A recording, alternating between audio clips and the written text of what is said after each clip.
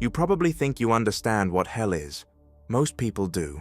It's something abstract, a scary idea from old books, a nightmare after a bad day, or maybe just a metaphor people throw around. But that's not real hell. Real hell isn't imaginary. It exists right now, on Earth, in real time, while you sip your morning coffee and scroll through your phone. Open a satellite image of East Asia at night. Just look at it. You'll see a glowing ocean of light. China is blazing with energy, pushing forward as a global powerhouse. South Korea shines with neon, technology, and life. Japan looks like it's covered in diamonds, and right in the middle of all that brightness, there's a hole, a black, empty void, like someone cut a piece out of reality and left nothing behind. That place is North Korea. Officially, it's called the Democratic People's Republic of Korea. But there's nothing democratic about it, nothing about the people, nothing like a republic.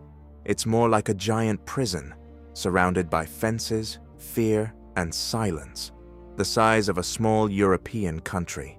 Forget the memes, forget the weird viral videos, the dramatic news anchors, or the jokes about a strange dictator riding horses or inspecting factories.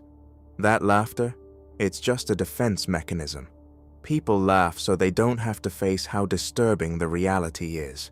Because there's nothing funny here. We've gotten used to thinking of this place as something odd, but harmless. Like a frozen museum of communism stuck in the 1950s. A weird attraction. But it's not an attraction. It's a machine. A system that has been running non-stop for decades, grinding down millions of lives to maintain the power of one family. While the rest of the world talks about AI ethics and colonizing Mars, about 25 million people are stuck in conditions that feel closer to the Middle Ages. Electricity is limited. Hot water is rare. Meat is a luxury you might see once a year. Imagine a place where time didn't stop like in a fairy tale, but like in a nightmare you can't wake up from. A place where you don't belong to yourself, not for a second. Your thoughts, your feelings, even your reactions are controlled. This is a country where individuality doesn't exist, where people are treated more like raw material than human beings. And somehow, this system is still standing. It survives on fear, on lies, on total silence. The rest of the world prefers to look away. It's easier to believe that this is just their culture, that people there somehow chose this life. But that's a lie. No one chooses hunger. No one chooses fear. No one chooses a life where even a knock on the door at night could mean the end. What you see in parades, the perfect formations, the massive missiles, looks like power. But it's not power. It's a stage set. Behind it is decay, desperation, and control. North Korea isn't just a country. It's a mirror. A reminder of how quickly things can fall apart when power goes unchecked and people stop questioning what they're told. And once you really see it, you can't unsee it. Now forget the satellite images. Forget the big picture for a second. Let's zoom in. Imagine you arrive in Pyongyang, the capital. You expect a city, noise, traffic, people, energy. That's what every capital feels like. But this place feels off. It's like walking onto a movie set after filming is over. The lights are still there, the buildings are standing, but something is missing. Life. The streets are wide, way too wide, big enough to land a plane, but there are almost no cars. Just a few old vehicles for government officials and crowded buses full of tired, quiet people. No traffic jams, no chaos, no real movement, just silence.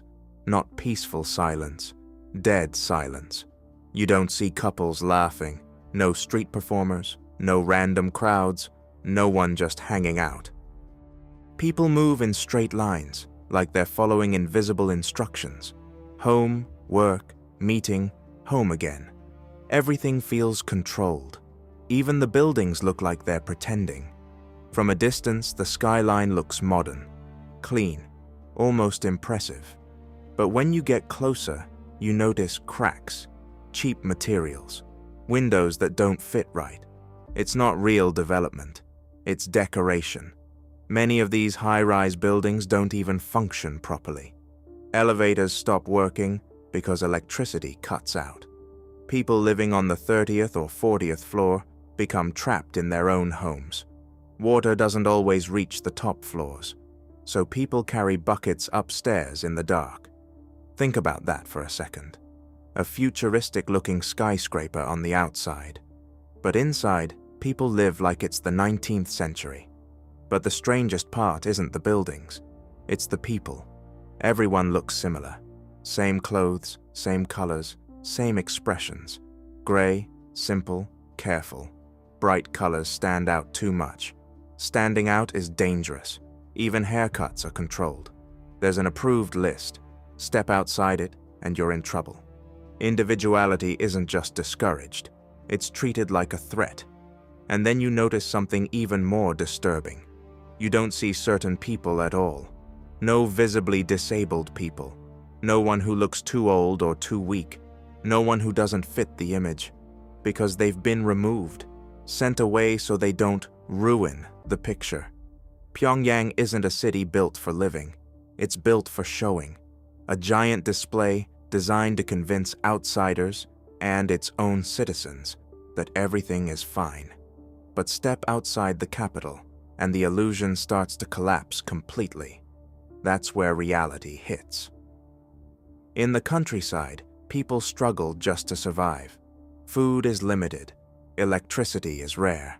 Entire regions live in conditions that feel decades, even centuries, behind the rest of the world. And everyone in Pyongyang knows it. They know people are starving outside the city.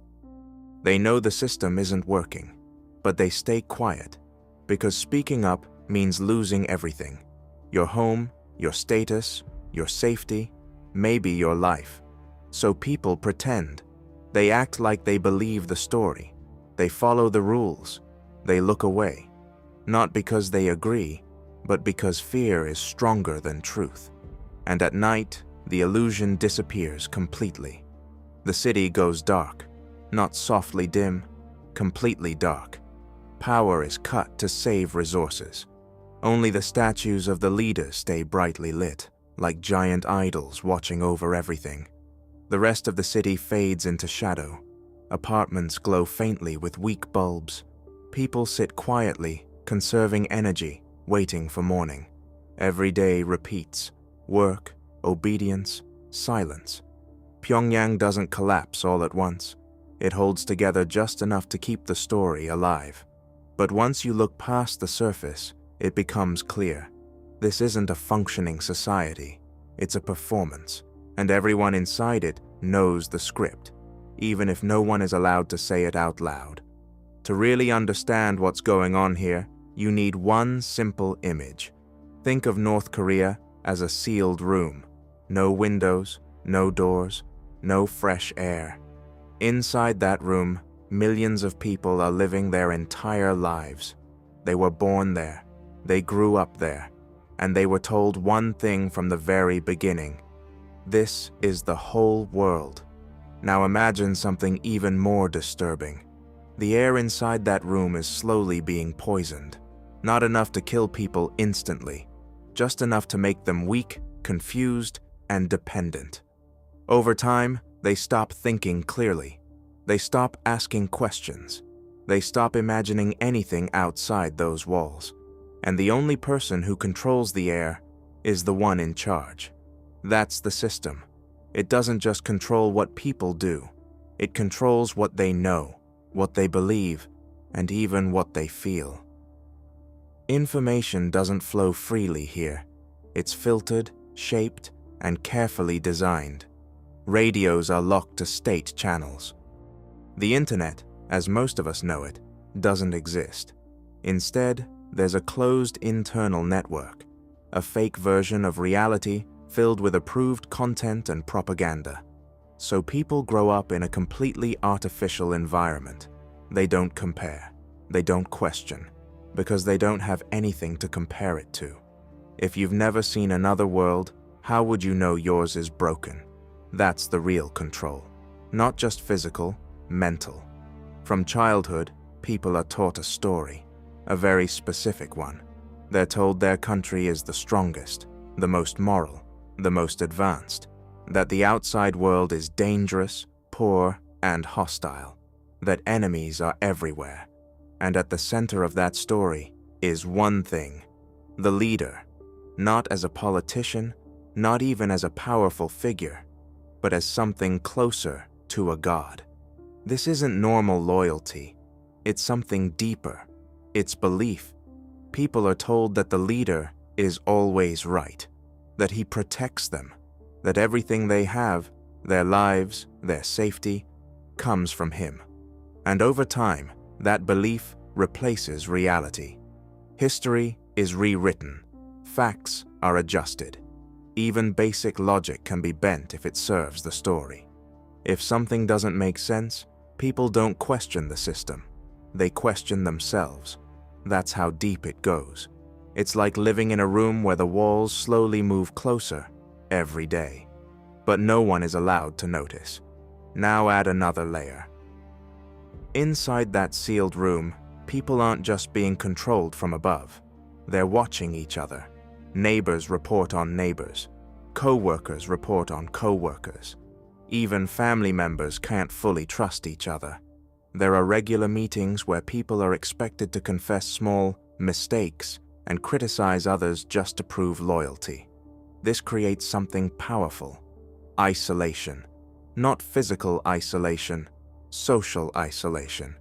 Even though millions of people live side by side, everyone feels alone.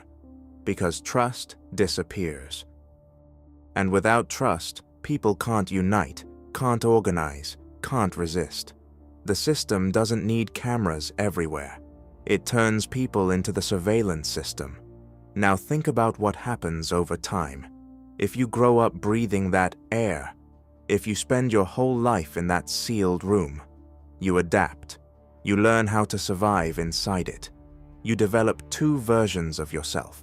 One for the outside, obedient, careful, controlled, and one inside, hidden, silent, never fully expressed.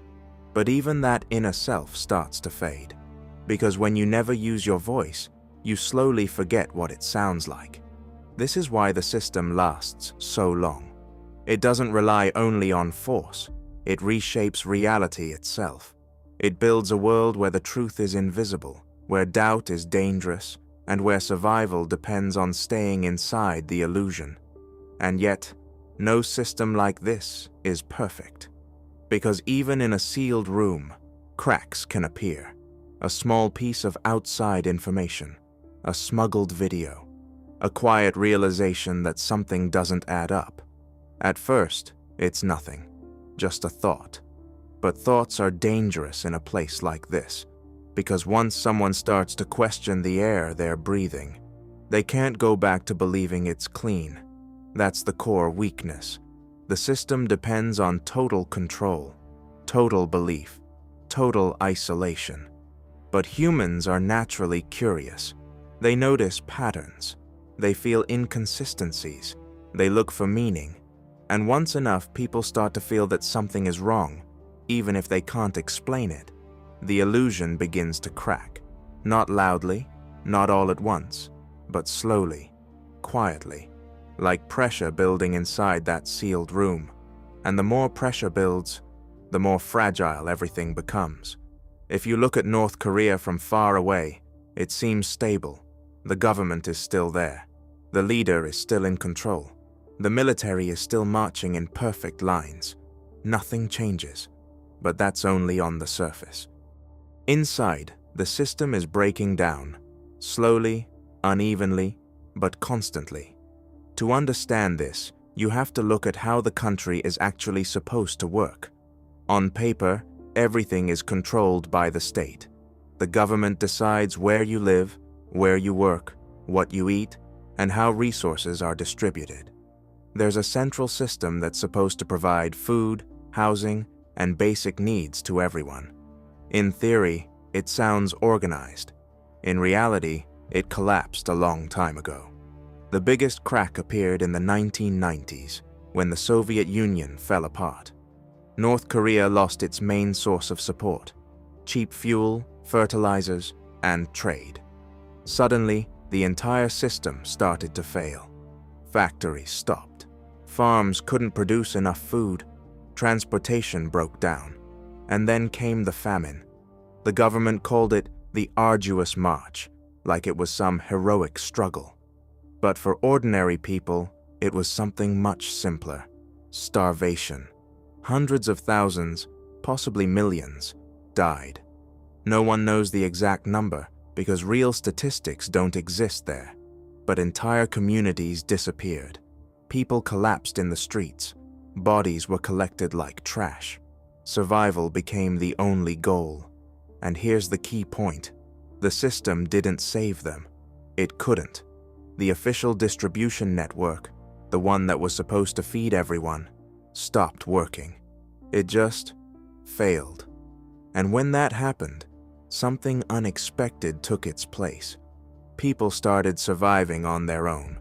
This is where the system really begins to break. Because once people stop depending on the state loses control. At first, it was small things: families trading clothes for food, women cooking simple meals and selling them, people sneaking across the border to bring back goods from China. But over time, this turned into something bigger. Markets.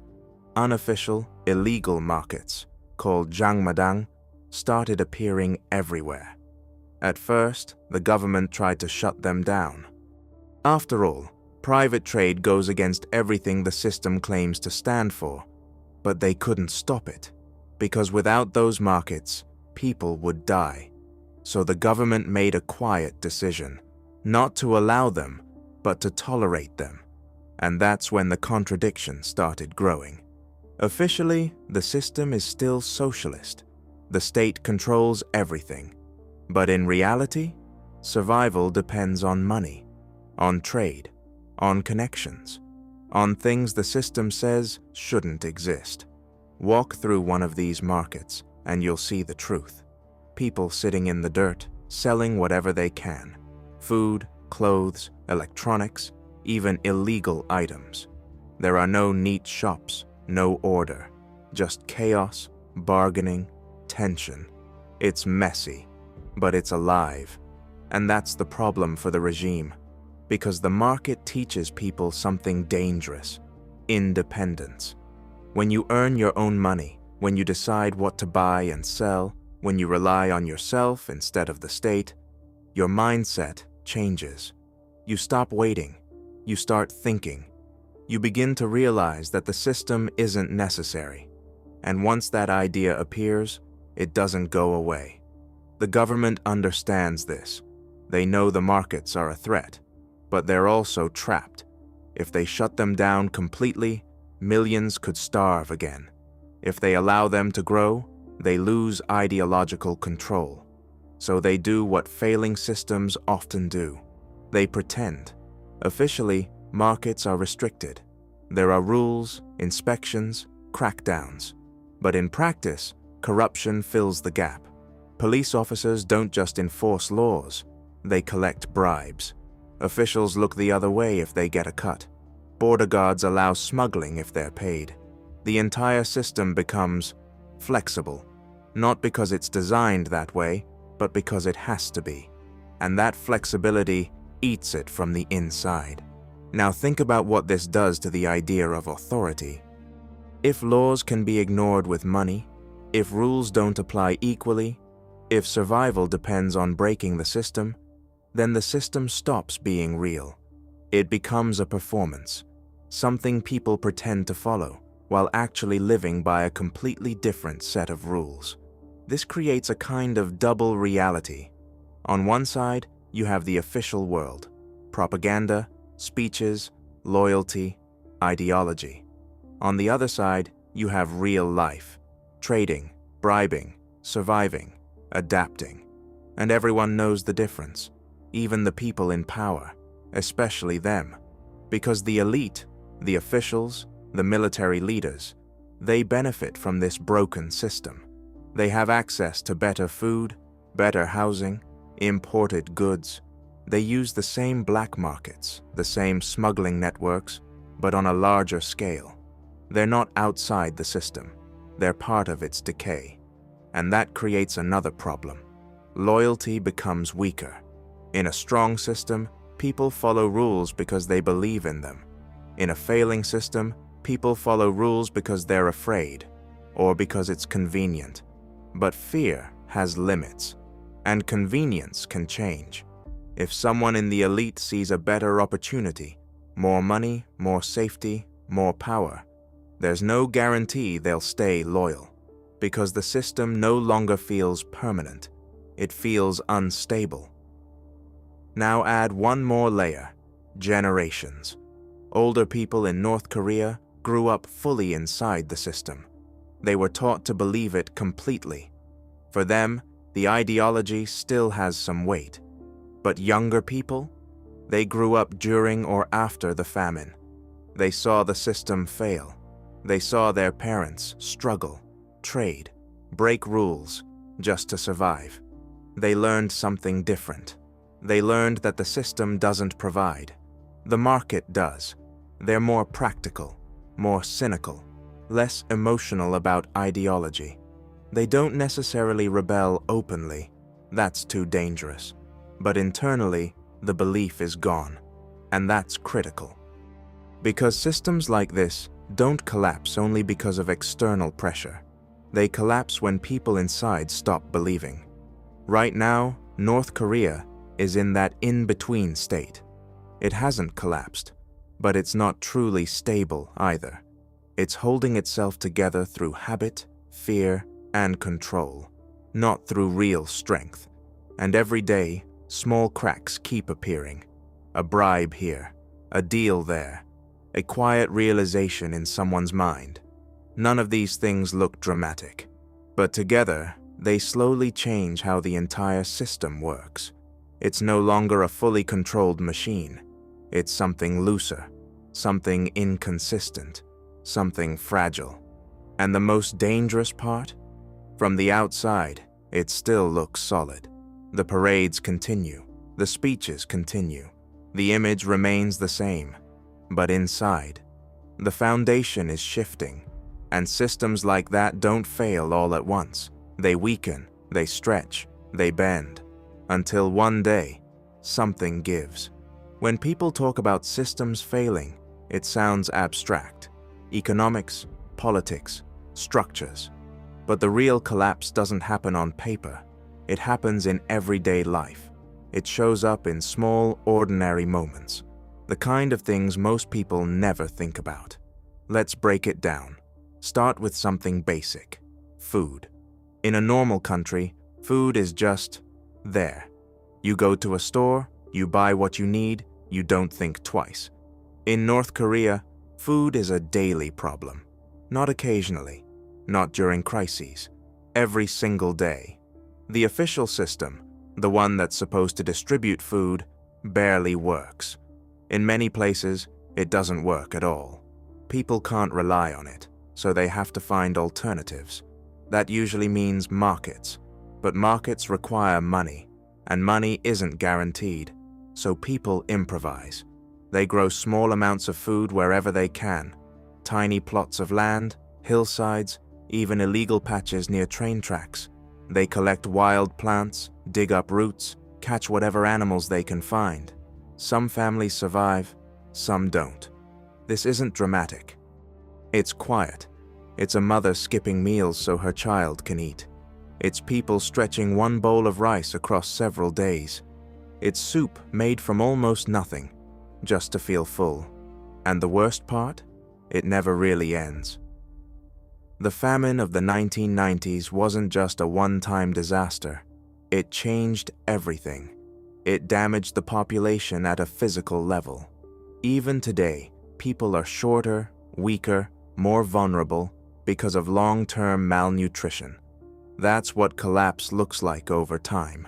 Not one big event, but a slow, permanent weakening. Now look at healthcare. Hospitals exist. Buildings are there. Doctors are there. But supplies?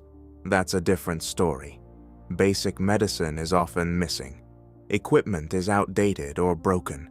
Electricity is unreliable.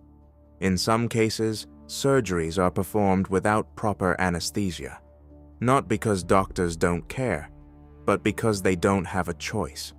Imagine needing treatment and knowing that the system meant to help you can't. So again, people adapt. If you have money or connections, you might find medicine on the black market. If you don't, you rely on luck, or you don't survive. Education follows the same pattern. Schools exist, classes happen, but what's being taught? A mix of basic subjects and heavy ideological training. Students memorize stories about leaders. They learn a version of history that doesn't match reality. Critical thinking isn't encouraged, it's risky, because asking the wrong question can lead to consequences. So people learn how to navigate. They memorize what they need to pass. They repeat what's expected. But internally, especially among younger generations, there's often a gap between what they say and what they believe. That gap keeps growing. Now think about something else most people take for granted. Trust. In a functioning society, trust is invisible. You trust your neighbors, your co-workers, even strangers to some degree. Here, trust is fragile, because anyone could report you. Neighbors, colleagues, even friends. There are systems in place that encourage this. Regular meetings where people are expected to criticize themselves and others, to confess small mistakes, to prove loyalty. At first glance, it might seem like a formality, but over time, it changes behavior. People become careful, then cautious, then silent. You stop sharing real thoughts. You stop expressing emotions freely. You start filtering everything, every word, every reaction. Eventually, that becomes normal. And when trust disappears, something important breaks. Community. Without trust, people don't support each other in the same way. They don't organize, they don't take risks together. Everyone focuses on survival, individually. Now add infrastructure to the picture. Electricity is inconsistent. Some areas have power only for a few hours a day, sometimes less. Water supply can be unreliable. Heating in winter is a serious issue. So daily life becomes a series of adjustments. You plan your day around when electricity might be available. You store water when you can. You use as little energy as possible. At night, entire areas go dark, not as a temporary outage, but as a routine. This affects everything. Work slows down, communication becomes harder, even basic comfort disappears. And yet, life continues. People wake up, go to work, follow routines, because they have to. Now think about work itself. In theory, everyone has a job assigned by the state. But in practice, many of those jobs don't provide enough to live on. So people split their time. Official work during the day, markets or side activities whenever possible. Some people technically go to work, but their real effort goes into earning money elsewhere. Again, a double reality. What's expected and what's real. And everyone understands it, even officials. Now look at families. On the surface, families still exist, still function. But pressure changes relationships. When survival is difficult, priorities shift. Parents worry constantly about food, safety, stability. Children grow up faster, understanding risks early. In some cases, even within families, people are careful about what they say, because the system teaches that loyalty to the state comes before everything else. That creates tension, not always visible, but always present. And then there's something harder to describe: mental exhaustion. Living in a system like this isn't just physically difficult, it's mentally draining. Constant awareness, constant caution, constant adaptation. You're always thinking, what can I say? Who's listening? What's safe? That kind of pressure builds over time, and people deal with it in different ways. Some become completely compliant. They follow rules, avoid risks, keep their heads down. Some become more practical, focusing only on survival, ignoring ideology. Some quietly question things but never say it out loud. But almost everyone feels it. That underlying tension, that sense that something isn't right. And yet, life goes on. That's what makes this kind of collapse hard to see from the outside. There's no single moment where everything stops, no clear breaking point. Instead, it's a gradual shift. Standards drop, expectations lower. Survival replaces stability, and people adapt. Humans are incredibly adaptable. They can normalize almost anything if they have to. And that's exactly what happens here. What would feel extreme to an outsider becomes routine. What would feel unacceptable becomes normal. What would feel unbearable becomes just life. But adaptation has a cost. Over time, it changes how people think, how they relate to each other, how they see the world. It narrows possibilities. It limits imagination. Because when all your energy goes into getting through the day, there's not much left for anything else. And that's the real collapse. Not just systems failing, but everyday life shrinking, becoming smaller, tighter, more controlled. Until survival is the only thing that matters, and everything else, freedom, choice, expression, fades into the background. Not because people don't want it, but because they can't afford to think about it. At this point, the question becomes unavoidable. Who is responsible for all of this? It's easy to give a simple answer. Blame the leader, blame the regime, blame the system. And yes, that's part of it. But if you stop there, you miss the full picture. Because what's happening here didn't appear overnight. And it doesn't continue by accident. It's built, maintained, reinforced, layer by layer. Let's start at the top. The ruling family, the Kims, created the foundation. They designed a system where power flows in one direction only, upward. Everything exists to protect that power. Not the people, not the country, the power. Over time, that system became more extreme. Loyalty wasn't enough. It had to be absolute. Control wasn't enough. It had to be total. And to achieve that, they reshaped reality itself. They rewrote history. They turned leadership into something close to religion. They made questioning the system not just dangerous, but unthinkable. That's intentional. Because when people stop questioning, control becomes easier. But the leader alone isn't enough to run a system like this. There's a whole structure underneath. Officials, military leaders, security services. These are the people who actually enforce the rules. They organize surveillance. They monitor behavior. They punish those who step out of line. And here's where it gets more complicated. Many of these people know the truth. They know the system is broken. They see the corruption. They understand the gap between propaganda and reality. But they still participate. Why? Because they benefit from it. Better food, better housing, more security. In a system where most people struggle, even small advantages matter. So they make a choice. Not necessarily because they believe, but because it works for them. And over time, that choice becomes habit. Now go one level deeper. Ordinary people. This is where things get uncomfortable. Because in a system like this, responsibility spreads. Not equally, not fairly, but it spreads. Think about how control actually works on a daily level. Neighbors report neighbors. Co-workers report co-workers. People attend meetings where they criticize each other just to stay safe. No one wants to do it, but many still do, because not participating can make you suspicious. And being suspicious is dangerous. So people adapt. They say what they need to say. They do what they need to do. Not because they agree, but because they want to survive.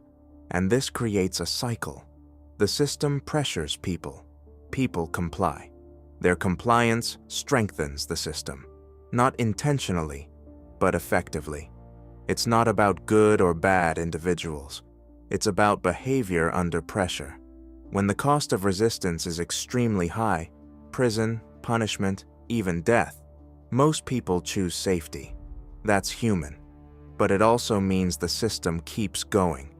Now step back even further. Look outside the country. Because responsibility doesn't stop at the border. The international community plays a role too. Not directly in building the system, but in allowing it to continue. Countries negotiate, they impose sanctions, they provide aid, but they also make compromises. They focus on nuclear weapons, security risks, political stability. And in those discussions, everyday people often become secondary. Human rights issues are acknowledged, but not always prioritized, because global politics is about balance, about avoiding conflict, about managing risk. And sometimes that means accepting uncomfortable realities. So the situation continues. Reports are written, statements are made. But real change? That's much harder. Now, it's important to be clear here. This doesn't mean the responsibility is equal. The people suffering inside the system are not responsible for creating it. They didn't choose it. They didn't design it. But they are forced to live within it, and sometimes to participate in it. That's the difference between responsibility and involvement. The system depends on both, top-down control and bottom-up compliance. Remove one and it weakens. Remove both and it collapses. But removing either is extremely difficult because each layer reinforces the others. The leadership creates fear. The structure enforces it. People adapt to it. And the outside world manages it. It's a closed loop. Now here's the key point. This kind of system doesn't survive because it's strong. It survives because it's consistent. Because every part, from the highest level to the lowest, keeps functioning just enough to hold everything together. Even if no one fully believes in it. Even if everyone sees the flaws. That's what makes it hard to break. You're not dealing with a single point of failure. You're dealing with a network, a system where responsibility is distributed, but control remains centralized. And in that kind of structure, change doesn't come easily. It requires disruption at multiple levels, a shift in leadership, a breakdown in enforcement, a change in behavior among ordinary people, and often pressure from the outside. Without that combination, the system adjusts. It absorbs pressure, it adapts, it continues. That's what it's been doing for decades, and that's why it's still here. So when you ask, who is responsible? The honest answer is more than one group, but not in the same way. At the top, there's design and intent. In the middle, there's enforcement and benefit. At the bottom, there's survival and adaptation. And outside, there's awareness, but limited action. Put it all together, and you get a system that no single group can easily change, but also a system that isn't unbreakable. Because the same structure that holds it together also creates its weaknesses. The more pressure builds at each level, the harder it becomes to maintain that balance. And when that balance finally shifts, even slightly, everything can start to move. Up to this point, everything might still feel contained.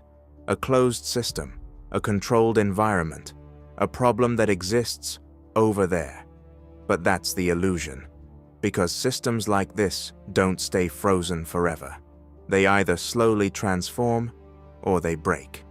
And when something this tightly controlled starts to break, it doesn't fall apart gently. It collapses hard. To understand what the future might look like, imagine pressure building inside a sealed container. For years, decades, pressure keeps rising. Nothing escapes, nothing releases. From the outside, everything looks stable, but inside, the tension is growing, and eventually, something has to give.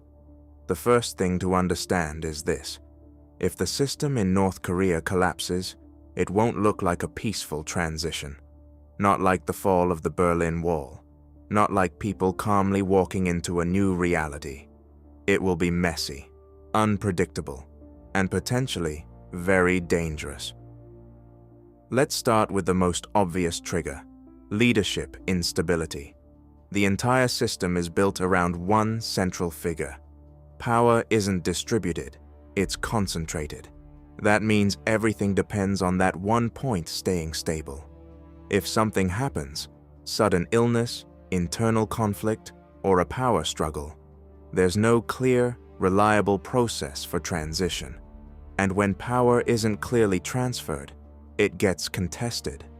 Different groups inside the system, military leaders, security agencies, political elites, may try to secure their own positions, not for ideology, for survival, because they all understand what's at stake. If the system collapses, they don't just lose power, they risk losing everything: freedom, safety, even their lives. So instead of cooperation, you get competition. Instead of order, you get fragmentation.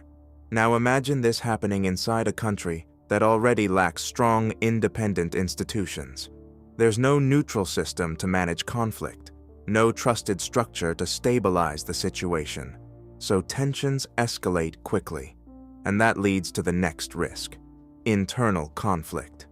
Different factions could begin to act independently. Regional commanders might take control of local forces. Security units might focus on protecting themselves rather than maintaining national order. At that point, the country stops functioning as a single system. It becomes divided, not necessarily into clear sides, but into competing zones of control. Now add another layer: weapons. North Korea isn't just any state. It has one of the largest standing armies in the world. It has artillery positioned near major cities. And most importantly, it has nuclear capabilities. That changes everything. Because in a stable system, those weapons are controlled. In an unstable one, control becomes uncertain. Even a small risk, a miscalculation, a miscommunication, a technical failure, can have massive consequences. You don't need intentional aggression, you just need one mistake, one decision made under pressure, one moment where someone believes they have nothing to lose, and suddenly a regional crisis becomes something much bigger. Now zoom out further. Think about neighboring countries: South Korea, China, the United States. All of them have interests in what happens next.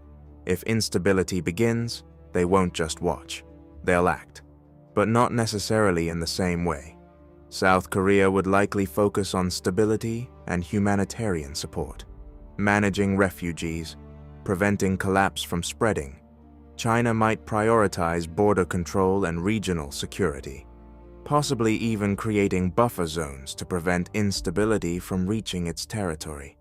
The United States would be concerned with nuclear security and broader geopolitical balance. Each of these responses makes sense on its own, but together, they can create tension, different priorities, different strategies, all interacting in the same space. That increases the risk of misalignment, and in unstable environments, misalignment can escalate quickly. Now think about the population. Millions of people who have lived their entire lives inside a controlled system, limited access to outside information, limited experience with independent decision-making. If the system suddenly weakens or disappears, what happens? Freedom doesn't automatically mean stability. In fact, it can feel overwhelming. People would face immediate challenges: food shortages, lack of coordination, uncertainty about rules, authority, and safety. Large numbers could try to leave, crossing borders, moving toward perceived stability. That creates a humanitarian crisis. Not small scale, massive. Millions of people needing food, shelter, medical care, and support, all at once. And this isn't just about logistics, it's psychological too. Imagine discovering that everything you've been taught your entire life isn't accurate, that the outside world is different from what you believed, that your understanding of reality needs to be rebuilt. That kind of shift is not simple, it's disorienting. It can lead to confusion, stress, even conflict. Now combine all of this: internal instability, competing factions, uncertain control of weapons, external involvement, mass movement of people, psychological shock. This is not a controlled transition, it's a chain reaction. And once it starts, it's very hard to stop. But here's the important part. This doesn't mean collapse is impossible. It means collapse is complicated. The system can't stay exactly as it is forever. The pressures are real. Economic strain, information leaks, generational changes, internal contradictions. All of these continue to build over time. The question isn't if something changes, it's how. Will it be gradual, small shifts, slow reforms, controlled adjustments? Or will it be sudden, a break that triggers everything at once? Right now, there are signs of both possibilities. The system adapts in small ways, allowing markets, adjusting rules, managing pressure. But those adaptations also introduce new risks: more independence, more awareness, more internal variation. And over time, that makes the system less predictable, less stable. So the future isn't fixed. But one thing is clear: the current state isn't permanent. And when change comes, whether slowly or suddenly, it won't stay contained. Because this isn't just about one country. It's about a system under pressure. And when that pressure finally releases, the impact won't stop at the border. So where does all of this leave us?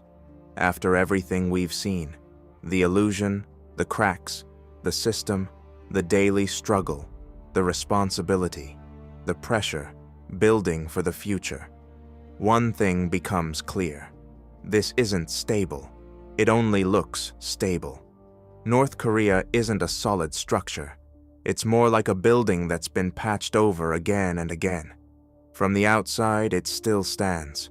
The walls are painted, the lights are on during the show, but underneath, the foundation is worn out. And the longer it stands like this, the more dangerous it becomes.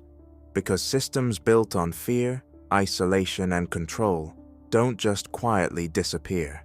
They build pressure, and pressure always finds a way out. For decades, this system has survived by doing one thing extremely well: avoiding collapse. Not fixing problems, just managing them. Not improving life, just preventing total breakdown. Every crisis was delayed. Every failure was covered. Every crack was hidden. But nothing was truly solved. That's why everything we talked about isn't just a set of separate problems. It's one connected structure. The information control keeps people isolated. The fear keeps them obedient. The markets keep them alive, but weaken the ideology. The elite maintain the system, but also depend on its corruption. Everything holds everything else together, until it doesn't. And that's the key point. Collapse doesn't come from one single failure. It comes when too many parts stop working at the same time. When belief fades, when control weakens, when survival becomes harder, when pressure crosses a certain point. That's when things shift.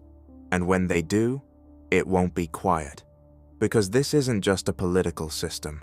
It's a system that controls reality itself. So when it breaks, people won't just lose a government. They'll lose the version of the world they've lived in their entire lives. Think about that for a second. Millions of people suddenly realizing that what they believed about their country, their leaders, the outside world, doesn't match reality. That's not just change. That's shock. That's disorientation on a massive scale. And at the same time, the physical system, food supply, infrastructure, authority, could be unstable or collapsing.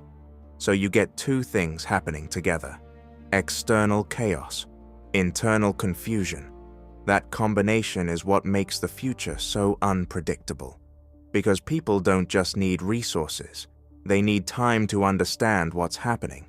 And in a fast-moving collapse, there isn't much time.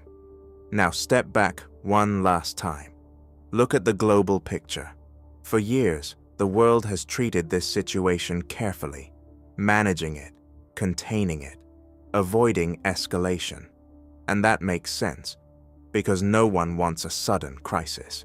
But there's a downside to that approach. It keeps the system in place. It allows the pressure to keep building, and eventually, avoiding the problem becomes part of the problem. Because when change finally comes, it may come faster and harder than expected. That's the risk. Not just that something will happen, but that when it does, it won't be controlled. Now here's the uncomfortable truth. It's easy to look at this situation and think, this is far away. It doesn't affect me. But systems like this don't exist in isolation. They influence regions. They affect global stability. They create risks that extend beyond borders. And when they change, those effects spread, sometimes quickly. So this isn't just a story about one country. It's a reminder about how fragile systems can be, about how control can replace reality, about how people adapt, even to extreme conditions, and about how ignoring problems doesn't make them disappear. It just delays them until they're harder to manage. And maybe that's the most important point. None of this is inevitable in a specific way.